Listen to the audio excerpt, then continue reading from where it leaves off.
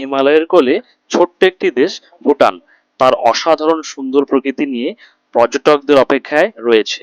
উঁচু উঁচু পাহাড়, সবুজ উপত্যকা, পাহাড়, নদী, ঝর্ণা সব নিয়ে ভুটান ছবির মতন সুন্দর একটি দেশ।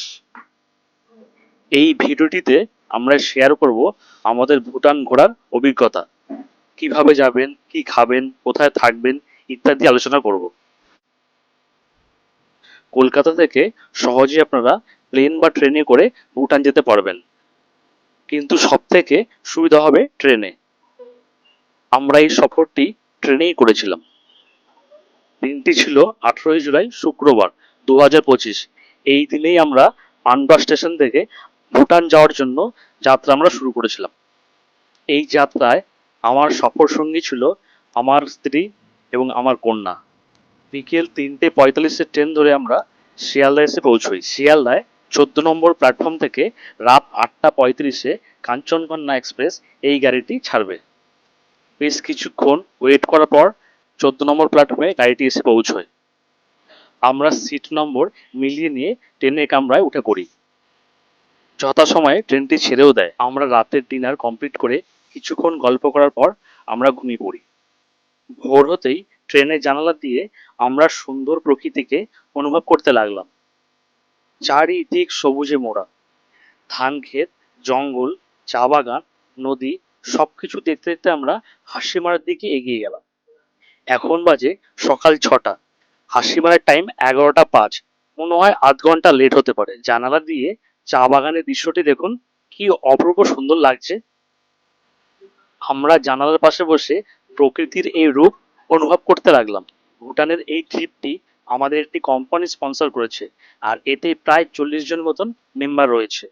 ভুটান যাওয়ার জন্য এই দুটি ট্রেন খুব গুরুত্বপূর্ণ, উত্তরবঙ্গ এক্সপ্রেস আর কাঞ্চনকন্যা এক্সপ্রেস। আপনারা উত্তরবঙ্গ এক্সপ্রেসে আসলে আপনাদের ফালাকাটায় নামতে হবে, আর কাঞ্চনকন্যা এক্সপ্রেসে আসলে আপনাদের হাসিমারাতে নামতে হবে। এই হাসিমারা থেকে জয়গাঁওর দূরত্ব হচ্ছে প্রায় 17 কিলোমিটার, যা প্রায় আধ ঘন্টা মতন লাগে। আপনারা এখান থেকে প্রাইভেট গাড়িও নিতে পারেন বা অটো করেও ওই জয়গাঁওতে যাওয়া যায়। এই জয়গাঁওই হচ্ছে ইন্ডিয়ার শেষ শহর। এখান থেকে আমরা ভুটানে প্রবেশ করব। আমরা সকালের ব্রেকফাস্টটি ট্রেনের মধ্যেই কমপ্লিট করে নিলাম। প্রকৃতির এই রূপ দেখতে দেখতে কিভাবে যে সময় কেটে গেল আমরা বুঝতেই পারলাম না। এবারে আমরা এসে গেছি একদম হাসিমারা স্টেশনের কাছাকাছি জায়গায়। এখন বাজে বেলা 11টা 40। দুটো ট্রাভেলার গাড়ি রাখা আছে। আমরা এই দুটো গাড়ি করেই জয়গাঁওর উদ্দেশ্যে রওনা হব। এই জায়গাটা আমাদের কাছে একদমই নতুন, তাই খুব ভালো লাগছে।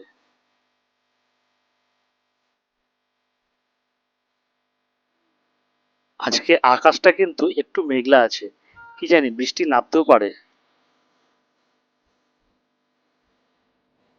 আপনারা যে জায়গাটি দেখছেন এটি ভারতের শেষ প্রান্ত, জয়গাঁও। আর পাশে যে পাঁচিলটি আপনারা দেখতে পাচ্ছেন এটি ভারত ও ভুটানের মধ্যে সীমান্ত রক্ষা করছে। আমরা ভুটানে প্রবেশ করার জন্য সামনের দিকে এগিয়ে যাচ্ছি। একটি টার্মিনালের মধ্যে দিয়ে আমরা প্রবেশ করছি। পুরো টার্মিনালটা ভুটান সংস্কৃতির ছবি দিয়ে সুসজ্জিত। এখানে আপনি আপনার ভারতীয় ভোটার কার্ড বা পাসপোর্ট দেখিয়ে প্রবেশ করতে পারবেন। এরপর আমরা ইমিগ্রেশন অফিসে এসে পৌঁছালাম। এই ভুটানে প্রবেশ করতে গেলে কিন্তু আপনাদের ভারতীয় ভোটার কার্ড থাকলেই হবে। কোনো রকম আধার কার্ড, প্যান কার্ড বা ড্রাইভিং লাইসেন্সের কোনো প্রয়োজন নেই। আর বয়স যদি 18 বছর নিচে হয় তবে বার্থ সার্টিফিকেট থাকলেই হবে। এখানে থাকার জন্য পার ডে 1200 টাকা চার্জ দিতে হবে, যেটা হলো এসডিএফ চার্জ। ইমিগ্রেশন কমপ্লিট হওয়ার পর আমরা একটু শহরটা ঘুরে দেখছি। এই শহরটাই হচ্ছে ভুটানের ফুটসিলিং। আমরা আশপাশটা একটু ঘুরে দেখতে লাগলাম। আর আমাদের মোবাইল সিমটাও চেঞ্জ করতে হবে। শুনলাম পাশে একটি সিম কাউন্টার আছে, তা ওখান থেকে আমরা সিমটা চেঞ্জ করে নেব। আমরা একটু খোঁজ খবর নিয়ে দোকানের দিকে এগোতে লাগলাম। আমরা সিম কাউন্টারের দিকে এগিয়ে গেলাম। এই যে বাদিকে দেখছেন এটাই সিম কাউন্টার। আমরা এখান থেকেই সিমটা চেঞ্জ করব। এখানে তাসি বলে কোম্পানি একটি সিম খুব চলে, ওই সিমটাই আমি নিলাম। যেটা প্রায় 300 টাকা মতন পড়লো, এবং টক টাইম 14 দিনের জন্য পেলাম। সিম কেনার পর এবারে আমরা মনেস্ট্রির দিকে এগোতে লাগলাম।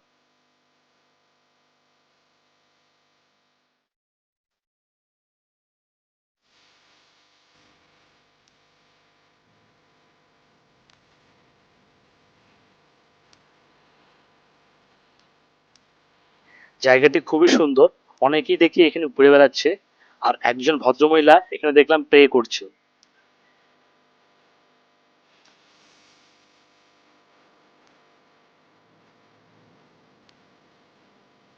ভুটান কিন্তু আমাদের ভারতের থেকে 30 মিনিট এগিয়ে।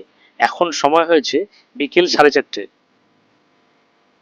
আমরা এই মনেস্ট্রিটা ঘোরার পরেই কাছে যে আমরা হোটেলটা নিয়েছি সেখানেই আমরা চলে যাব। আজকের রাতটা আমরা এই হোটেলেই কাটাবো। কালকে সকালে আমরা বেরিয়ে পড়বো পারোর উদ্দেশ্যে। ভুটান কিন্তু টাকা পয়সা নয়, হ্যাপিনেসকেই বেশি প্রাধান্য দিয়ে থাকে। ভুটানে জিডিপি না, গ্রস ন্যাশনাল হ্যাপিনেসের মাধ্যমে জীবনযাত্রার মান মাপা হয়। যেখানে সারা দেশ ডেভেলপমেন্টের নামে গাছ কাটতে ব্যস্ত, সেখানে এই একমাত্র দেশ কার্বন মুক্ত। এখানে 70% ফরেস্ট এরিয়া আছে। আর এখানে এডুকেশন এবং মেডিকেল সম্পূর্ণরূপে ফ্রি। আপনি এখানে রাস্তায় চোখ বন্ধ করেও হাঁটতে পারেন, গাড়ি চাপা পড়বেন না। কারণ এখানে ট্রাফিক আইন খুব ভালোভাবে মানা হয়। এখানে গাড়ির হর্ন প্রায় বাজায় না বললেই চলে। আর রাস্তা খুব পরিষ্কার পরিচ্ছন্ন। ওই যে দেখছেন জেব্রা ক্রসিং, ওইখান দিয়ে আপনাকে রাস্তা পেরোতে হবে। যে কোনো জায়গা দিয়ে আপনি রাস্তা পারাপার হতে পারবেন না।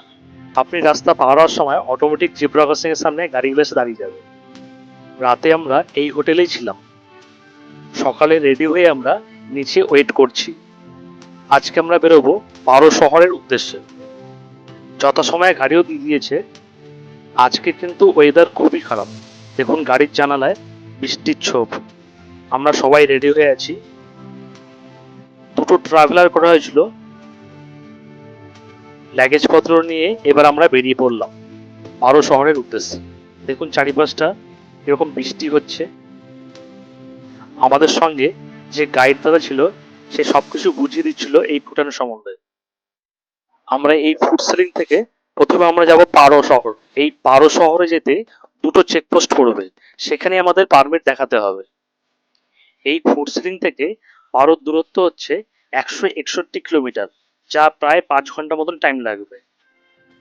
পথের দুধারে সবুজের সমারোহ যেন ক্লান্তিকে ভুলিয়ে দেয়। এত সবুজ পথ আমরা আগে কখনো দেখিনি। ভুটান কিন্তু রাজতন্ত্র দেশ।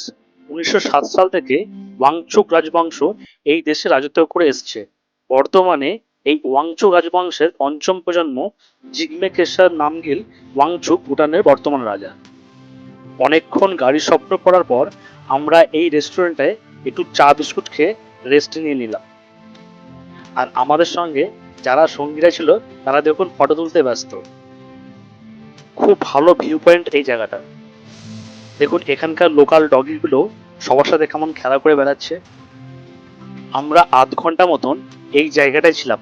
তারপর আবার গাড়ি চললো সেই পারো শহরের উদ্দেশ্যে। ভুটানে নদীকে ভুটানীয় ভাষায় চু বলা হয়। এখানে বেশ কিছু নদী আছে, যেমন পারো চু, থিম্পু চু ইত্যাদি। আমরা যখন কারোর সাথে দেখা হয় আমরা হাই বলি, আর ভুটানিরা বলে কুজসাং পোলা। ডান দিকে যে পাহাড়টা আপনারা দেখতে পাচ্ছেন এটা অনেক বড় পাহাড়। এই পাহাড় আর নদী দেখতে দেখতে আমরা প্রায় হোটেলের কাছাকাছি চলে এসেছি। ভুটানে আপনি নিজের গাড়ি নিয়েও আসতে পারেন, কিন্তু পার ডে আপনাকে 4,500 টাকা পে করতে হবে। আমরা যে হোটেলটা যাচ্ছি সেটা একদম পারো ইন্টারন্যাশনাল এয়ারপোর্টের কাছেই।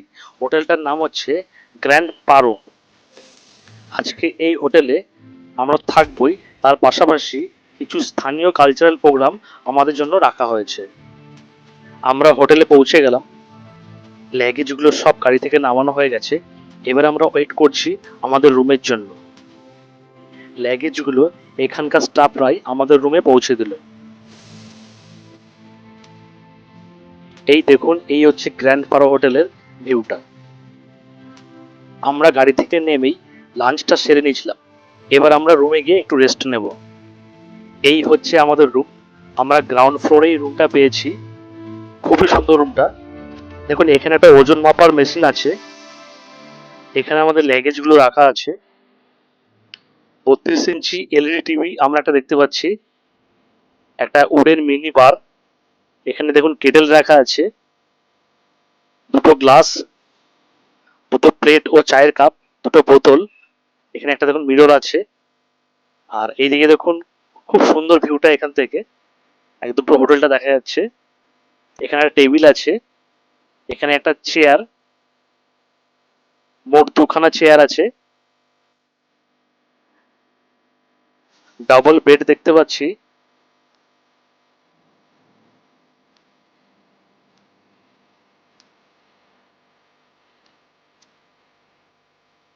দেয়ালও দেখতে পাচ্ছি, এখানকার একটা নকশা করা হয়েছে। রুম হিটার দেওয়া হয়েছে। বাথরুমটাও খুব সুন্দর। এখানে সাবান, শ্যাম্পু, ব্রাশ সবই রাখা আছে। টাওয়াল দেওয়া আছে দুটো। এখানে হেয়ার ড্রায়ারও দেখতে পাচ্ছি।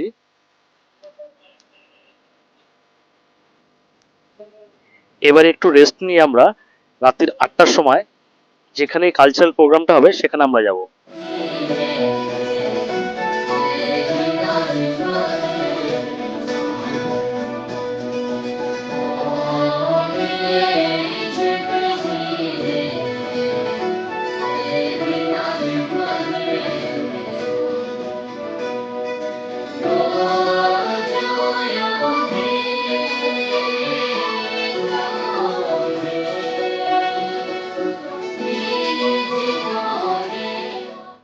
ভুটানের সংস্কৃতি মূলত বৌদ্ধ ধর্ম কেন্দ্রিক। দেশের অধিকাংশ অনুষ্ঠান ও উৎসব বৌদ্ধ ধর্মীয় বিশ্বাস, প্রাচীন রাজকীয় ও লোক সংস্কৃতির মিশ্রণে গঠিত। ভুটানের অনেকগুলো নাচ জনপ্রিয় আছে, যেমন তেসেচু। এটি ভুটানের সবচেয়ে বিখ্যাত ধর্মীয় উৎসব। দেশের প্রতিটি মঠ, দুর্গ অনুষ্ঠিত হয়। ভিক্ষু ও স্থানীয় লোকেরা ঐতিহ্যবাহী নাচ পরিবেশন করে। এই নাচটিকে চাম নাচ বলা হয় বা মুখোশ নাচ।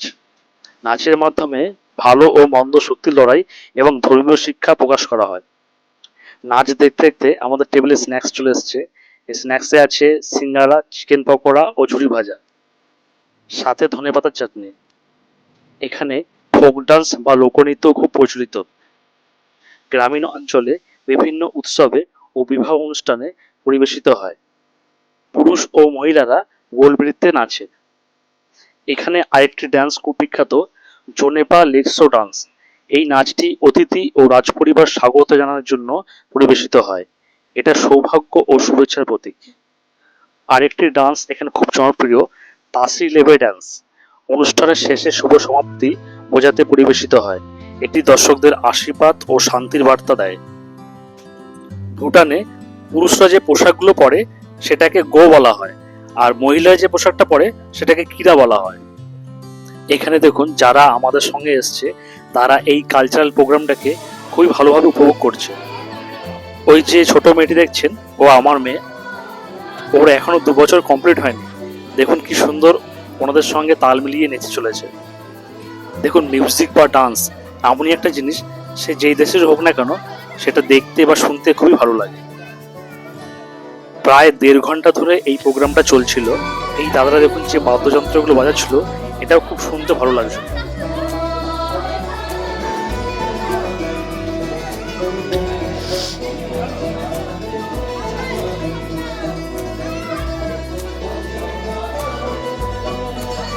এই প্রোগ্রামটা শেষ হলেই আমরা রাতে ডিনার করতে চলে যাব, কারণ কালকে আমাদের থিম্পুর উদ্দেশ্যে যেতে হবে।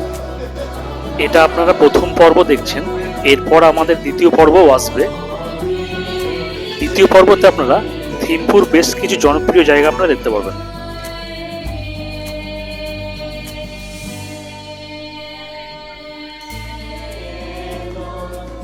ওনাদের কথা মতন আমরাও গিয়ে একটু নাচের তালে তালে পাটা মিলিয়ে নিলাম। মনেই হচ্ছে না যে আমরা বিদেশে এসেছি, মনে হচ্ছে এটাই আমাদের দেশ। এরপর আমরা ডিনার সেরে নিচে নেমে এলাম।